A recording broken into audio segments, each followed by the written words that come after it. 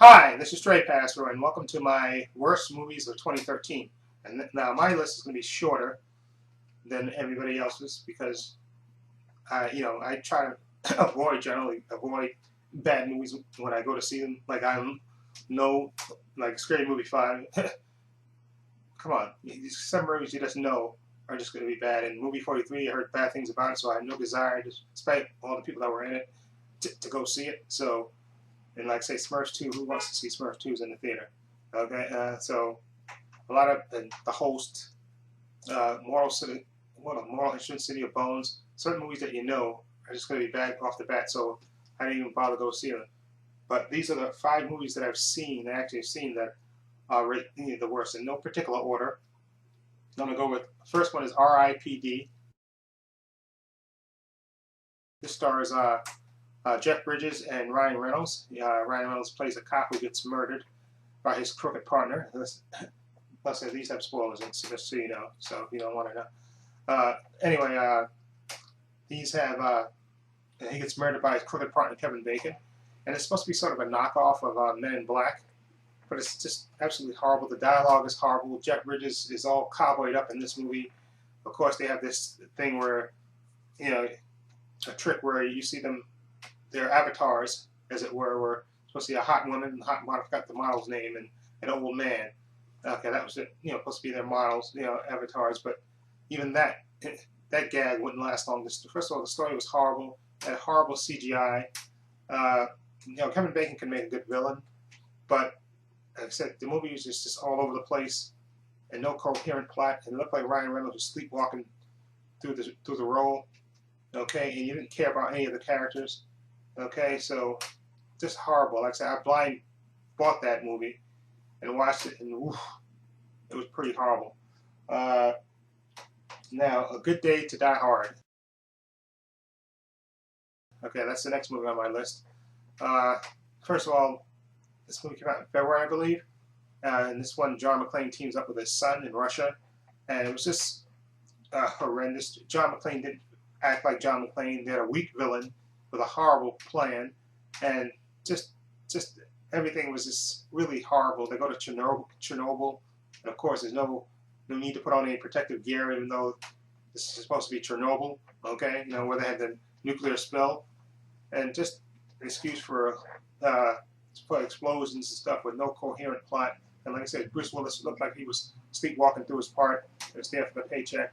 And that director whoever wrote this movie, I forgot this guy's name exactly, but he really, really needs to not ever make films again because he absolutely almost destroyed. Even though I think the movie made, even though basically just on the name of the Die Hard franchise, I think it still made like $300 million anyway. Even though it was absolutely horrible. Okay, just a horrible entry in the Die Hard series, the absolute worst one. Okay, now the next movie on my list is After Earth. Okay, and then this one, Will Smith's character plays a legendary ranger, uh, and Jaden Smith plays his son who wants to be a ranger, but of course he's too undisciplined to be a ranger. And of course the mother wants them to bond together, so he goes on a mission with his father, and they crash land on Earth. Okay, and Will Smith is stuck on the ship. Okay, and Jaden Smith has to go find the beacon on the other side of the planet. Okay, first I had so many bad things about this movie. First of all, like I said before, Jaden Smith can't act. Okay, Will Smith plays a character basically he doesn't smile, has a stick up his ass, and supposed to be this distant, distant father and stuff. Okay, and then of course you're stuck with basically Jaden Smith trying to act for the majority of the movie on his own, which was horrific. And like I said, it probably would have worked better if they would have had Will Smith. You could have the father and son crash on the planet and actually have them spend time together and bond. Have them fight dangers together. At least that way you'd have got the stick out of Will Smith's ass, and he could have been on the planet, fighting. He could have had the movie could have been about them fighting together, fighting these strange creatures that are on this new Earth, and that would have been a better movie. But instead, we get stuck with After Earth, which really blew. Okay, and now the next movie on my list is The Lone Ranger. It's a $250 million abomination. I actually went back to look at my review of it at the time, and I think I gave this movie a 7 out of 10, which I don't know why I did this. Now it makes me wish I would can go back in time and slap the crap out of myself for even suggesting this movie a 7. This movie is actually a 4. I don't know what possessed me to give this movie a 7. Okay, this movie was horrific. They made the Lone Ranger, the title character in the movie, an asshole and a wuss in the movie. Basically, he was an asshole and he's a wuss. Okay, we didn't believe in guns and stuff. It was really stupid. And they basically gave Tonto, Johnny Depp's character, more things to do, and he was actually, if it wasn't for him, the movie probably would have been even worse. Okay, and again, they cast Tom Wilkinson, and as soon as Tom Wilkinson showed up, I knew he was the villain. I don't know, it's just maybe just something about Tom Wilkinson, but as soon as he showed up in the movie, he said, okay, he's the villain. Okay, he's the villain in the movie. Because they had somebody else, I forgot the actor's name, who was like, you thought was the villain, the main villain, but of course they knew there was another villain. And as soon as Tom Wilkinson showed up, I said, yeah, of course he's the villain. He's the main villain, the brains behind everything.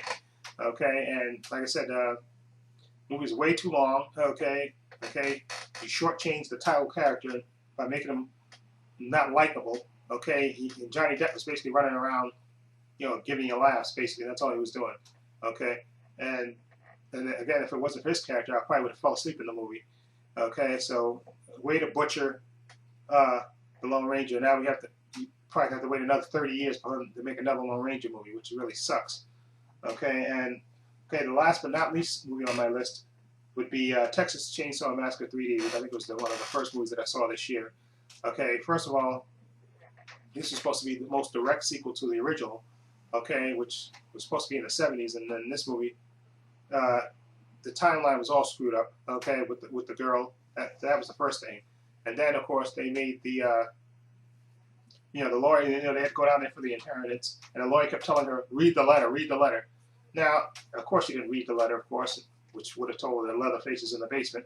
But anyway, why not have the lawyer just pull the letter out and read it to her? I said, I kept saying, read the letter, it's in the drawer, read the letter. How about pulling out the letter and opening it up, say, here, read it, and do that. But no, he had to tell her, read the letter and then leave, like his life depended on it. Okay. And anyway, and then, of course, her friends get killed, some by Leatherface, some without. Okay, and of course, at the end, when she kind of bonds with her cousin, and Leatherface becomes an anti-hero, even though he's chasing her for a large percentage of the movie. Of course, when he sees the magical birthmark, he knows they're related, so of course he doesn't kill her, of course, which makes total sense. And of course, and who could forget the infamous line, "Get him, cuz."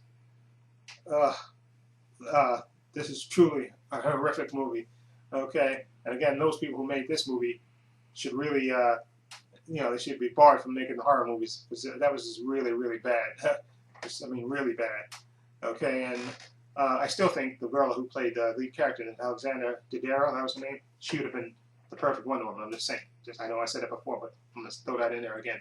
But again, those are my worst movies of 2013 from the movies that I've seen. Okay, like I said, I know there's other worse movies that I didn't see. Thank God, and I have no desire to see them. Like I said, like movie 43, Smurfs 2, the whole Mortal Instruments, City of Bones. None of those. I don't want to see those. I knew they were horrible going in, so I didn't bother seeing them. Again, so let me know what's on your worst list of 2013. Feel free to leave comments down below. This is Trey Pastor saying so long and take care. Oh, I forgot one other movie, Sharknado.